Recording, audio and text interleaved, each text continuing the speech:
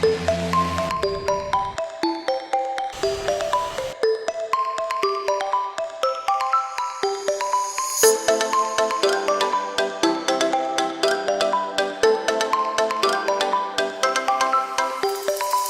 day everyone! Today I will tell you how the things were going during Klaipeda Shipyard Part 2. As the scrubber installation was already in progress, some additional pipes had to be installed throughout the ship, so our accommodation was quite a mess at that time. At this very moment, the project of hatch cover modifications to 53 feet containers was approved. Originally, our vessel was able to carry out up to 45 feet containers in size, and modificating of existing hatch covers required a lot of job and additional materials.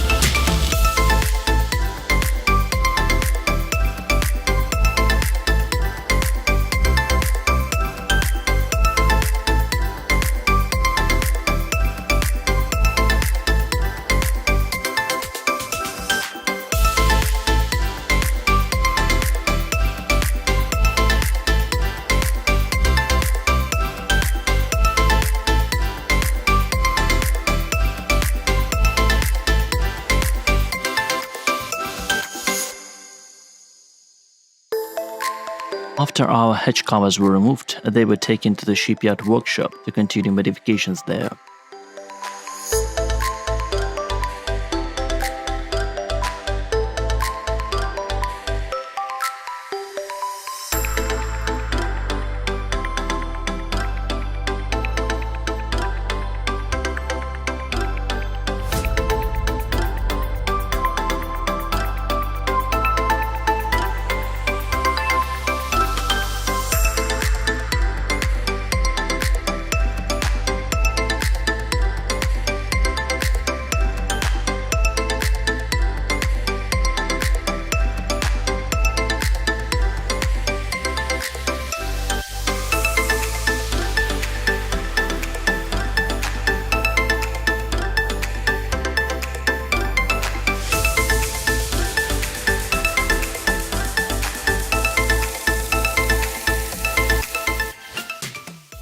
Meanwhile, the scrubber was already being covered with metal, forming a part of ship's superstructure.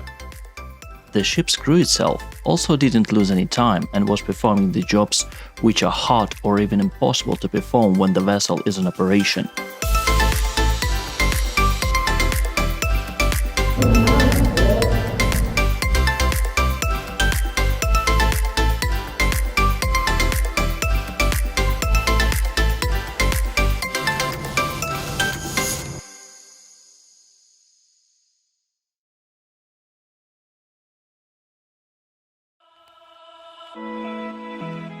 A couple of days later, the vessel was scheduled for the dry dock to continue inspection and maintenance of the ship's hull and bottom, so we proceeded to the dock without the cargo hatches.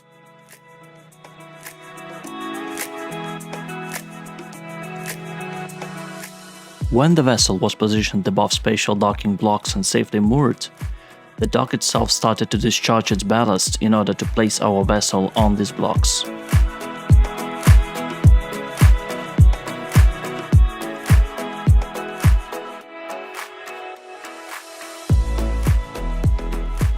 The procedure of docking can take many hours and include frequent checks to ensure that the vessel is in correct position and is not going to capsize when drying.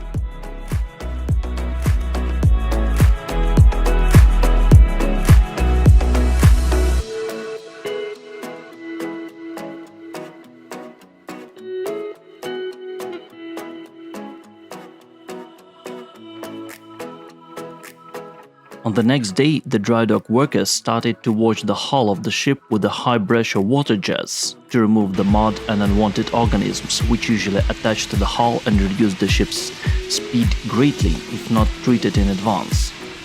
Luckily for our ship, she was in the dry dock a year ago, so these organisms are not a big deal for us. At the same time, they started to make penetrations for scrubber and ballast water treatment system. I will tell you about this equipment later. We, as the crew, decided to use this good dry dock opportunity to patch out our anti-fouling system. anti-fouling system is, in general, a system of coating of immersed part of the ship which prevents the unwanted bioorganisms from growing on ship's hull. The coating on our ship has sustained several scratches and damages during the ship's operation, so we had to rectify all of these defects.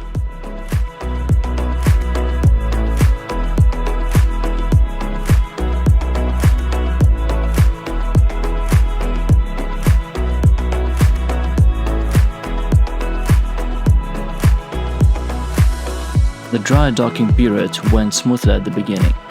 Despite of amount of works, the weather was warm and sunny, and the crew had an opportunity for the shore leave to visit town of Klaipeda, while I was under impression observing newly painted ship's anchor.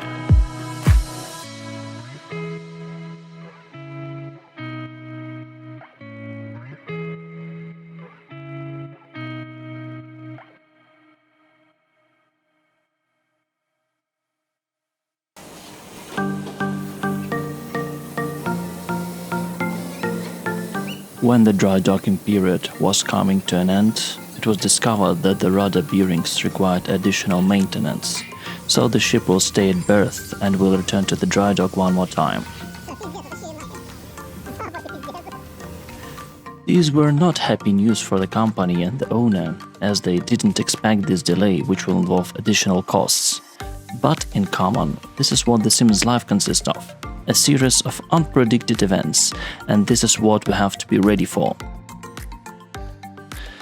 And as for us, for seamen, additional time in shipyard meant that we can do more in preparation of the ship for the future voyage, which will take place through North Atlantic Ocean.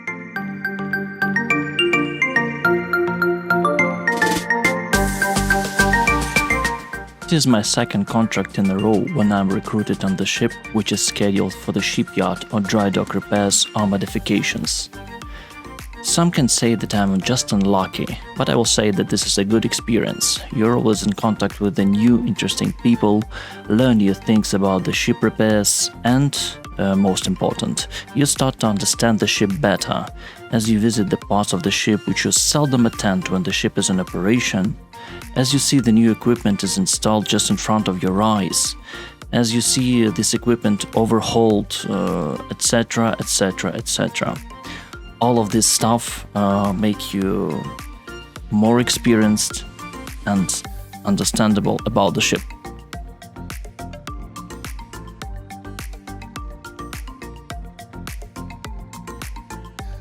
On the next day, the vessel was shifted to lay-by berth and the service engineer for the ballast water treatment system has arrived.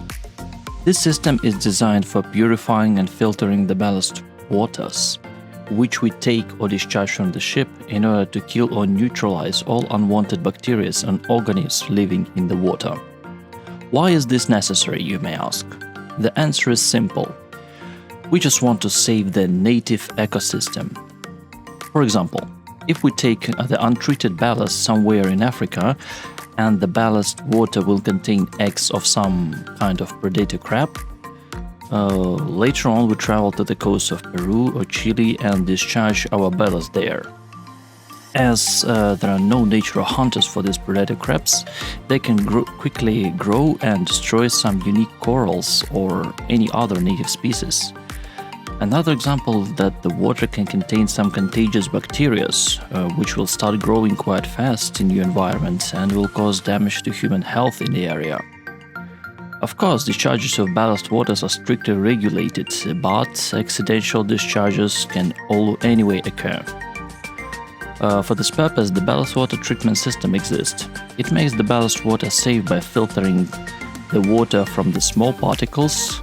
The big ones are filtered by the sea chest and then processed by UV light.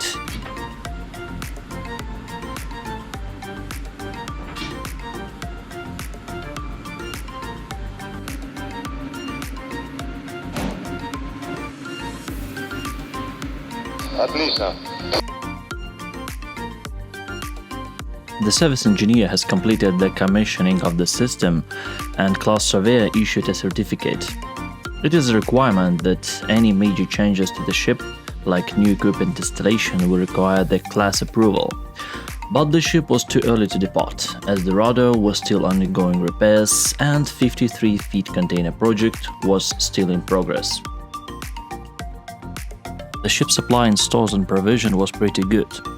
All necessary tools and consumables could be easily ordered via the local agent, and everything you need was delivered in no time. I also personally visited the local supermarket for a couple of times to have a better look on the stuff which will be supplied on the ship. The provision was mostly of Eastern European standard, which suited me perfectly as well.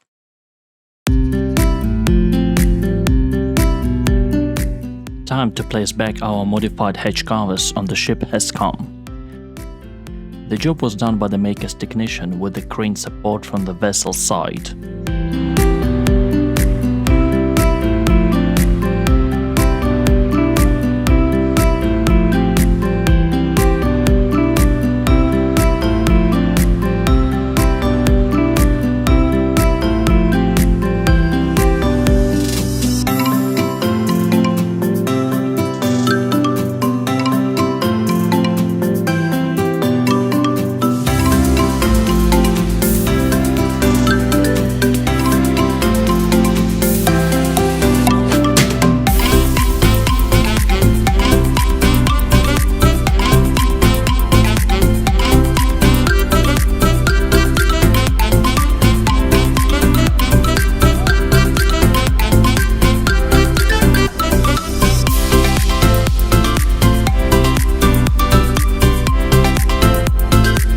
After installing the hatches, they start positioning the sockets with the help of the self-made 53 feet container, then welding them.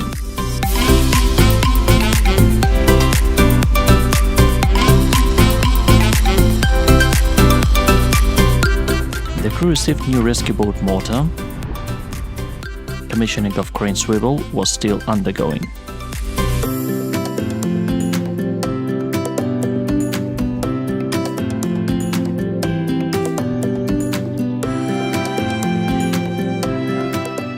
After the 53 feet project was completed, the vessel returned to dry dock to get its rudder back.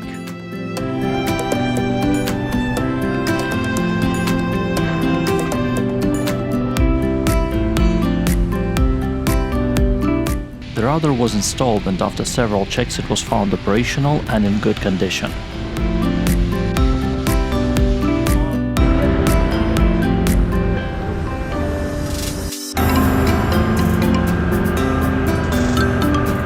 The vessel was okay for shifting.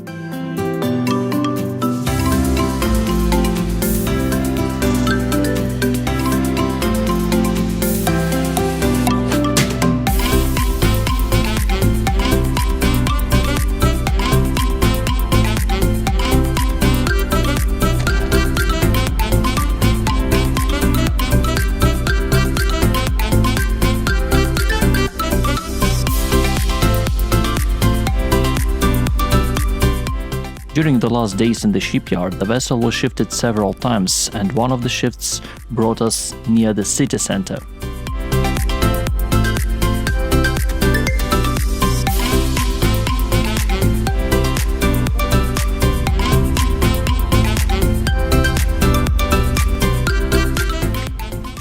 But the relaxing days were over, and the ship proceeded back to the sea, as a voyage through North Atlantic Ocean awaits.